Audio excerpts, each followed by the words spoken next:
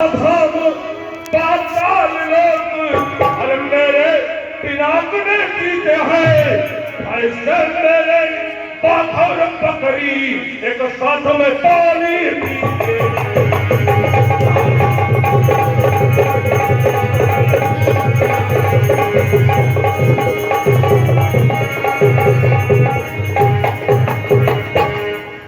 तो बहन छोड़ रखा यह समाचार, अरे ये दुराचार क्या खरदूषण से कहा नहीं, उनका तो वही ठिकाना था, क्या कुलभूषण से कहा नहीं।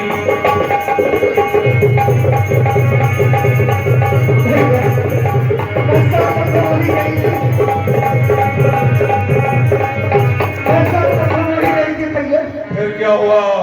और मैंने उनको सारा वृत्तांत बताया, परंतु वो अपनी सारी सेना के साथ जैसे ही उन दोनों तपसी पे आक्रमण करते हैं और वो तपसी माया में भी उनकी माया से सारी सेनाओं के साथ खरदूषण भैया का संहार हो गया। क्या कहा? हाँ भैया, उन दोनों तपस्या ने खर और दूषण को मार दिया। हाँ भैया, असंभव। खर दूषण मौसम बलवंता उन्हीं को जीते बिल भगवंता। ओ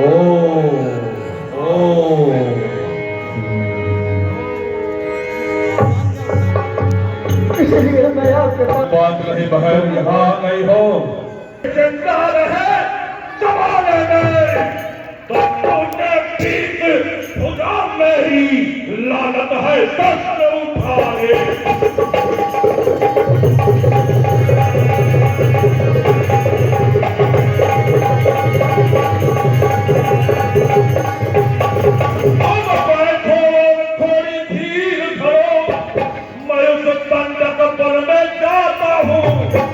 नाक और कान काटने का बदला दोनों पे यही दुकाना।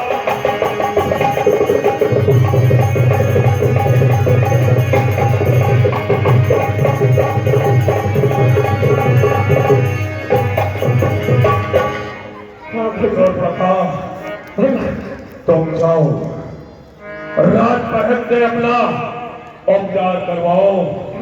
अब यह कार्य लंकापति रावण का है। सेवक मेरी बहन को ले जाओ राजमहल में और राजमहल से इनका उपचार करवाओ। मैं आगे की रणनीति बनाऊंगा। जी महाराज। उन सब वीरों को मार दिया तो निश्चय ही यह सिद्ध हुआ नारायण ने अवतार लिया।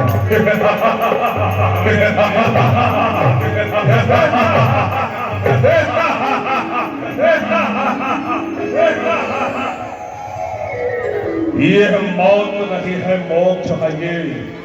लड़ना है नहीं, विलन है ये। वो भी हो ये सर भी हो उनका तो भव सागर करना है ये। वाह वाह राम वाह। मेरे द्वारा दिए गए निमंत्रण और मेरी इच्छा के अनुकूल ही अपना कार्य कर रहे हो। मैं तुमसे मिलूंगा अवश्य, परंतु एक वीर की भांति ये स्कंधर अपने स्वाभिमान के साथ कभी समझौता नहीं करेगा। यदि तुम नारायण के अवतारी हो तो ये लंकापति रावण तुमसे बैर की भावना लेकर ही मिलेगा। हमारी और आपकी, हमारा और तुम्हारा युद्ध अवश्य होगा। मैं अब यहीं से चुनौती स्वीकार करके अपनी रणनीति बना रहा हूं। अब मैं आपसे अवश्य मिलूंगा, परंतु इससे पहले मुझे कुछ विचार करना होगा। मुझे गुप्तचरों ने कहा है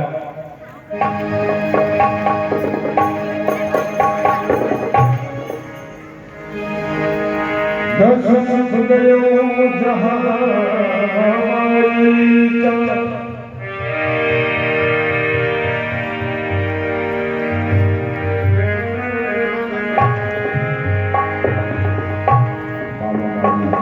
मैंने सुना है कि सीता को सोने का मृग बहुत पसंद है और क्यों ना उस पर रणनीति बनाई जाए। उन्होंने हमारी बहन के नाक और काटे हैं, नाक और कान काटे हैं।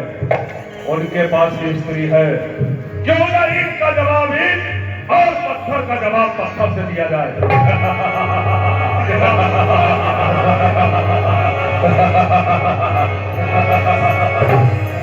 याद आया मेरा मामा मारीच भेष बदलने में निपुण है और अभी तक तो रावण ने उससे कोई सेवा नहीं ली, परंतु आज मैं मामा की सेवा अवश्य लूंगा।